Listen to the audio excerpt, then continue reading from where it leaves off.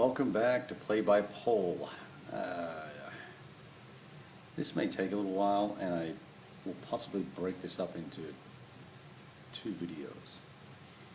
What we got here, it's the 7:30 a.m. turn, and if you recall, 2 or 3 weeks ago I had asked for some feedback on whether or not we should cancel orders or basically defend in place in Pratzen. And sorry for the camera shake there, but I'm on a bouncy chair. And that is not Pratzen. Pratzen is up here, but we'll get to that in a second. So nevertheless, after a little bit of prodding and needling, we got enough votes to make a decision, and we'll see what happened up north there. But that allowed us, with those votes in place, that allowed us to execute the Allied turn, the Austrian-Russian turn for 7:30. And Doktorov arrived. That's the green units in the middle, in between the two cannon groups here. Doktorov and his forces arrived, and they, along with the other units, managed to beat on the French forces just a little bit there, and had some pretty good results, knocking out a gun here, inflicting a shaken result there, but nothing substantial. Whereas over in Solkonets, over here, the Russian forces there actually really put the hurt on Legrand's forces here. They've just recovered to DG from rout. And I would have to look at them to see how much they lost. Let's see if I can tell you. Yeah, 3 steps and 1, 2, 3, 4, 5, 6 stragglers. So that's just a beat down. Pretty significant.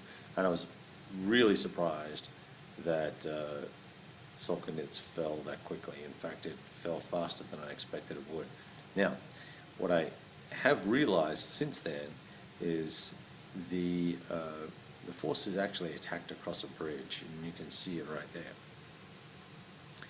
And I didn't declare any of my forces to be in line or column. I had them all in march column and just carried on up the road and pounded in there. Looking at the modifiers, it was hard to decide which was going to provide the best benefit, line or column in a city fight situation or a close combat. So I do actually have to make an adjustment for Legrand. He does not have 3 step losses. He only has in fact, he will not have the stragglers either. So that's a good thing, because when we attack in column, we become what they call a combat column, which only the French can use.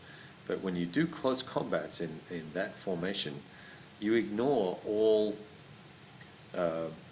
physical losses, I guess is the way to put it.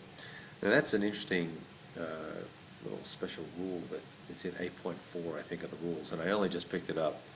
It's kind of an exception that's sitting there, and looking through the actual combat section of village fighting, you don't pick that up. Anyway, my mistake, we'll fix that.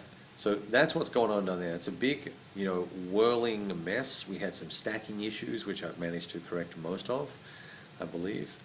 And I discovered kind of late in the game that, when I say late in the game, after I'd moved these guys, that, hey, cavalry can't melee or attack or do anything really of note in a village. So they're good for reaction charges when units retreat. So if I had have had some cavalry over here near where the Legrand's forces had retreated, that would have been great, because we could have inflicted some serious losses on them then. However, we didn't do that. So that's kind of the situation there. Noting that next turn, I think that's the 3rd corps, I think it is, that comes on board, and that will obviously reinforce this situation here. Alright, so that's a 5-minute little diatribe. Let's then switch to the Pratzen Heights, Pratzen area in a second video.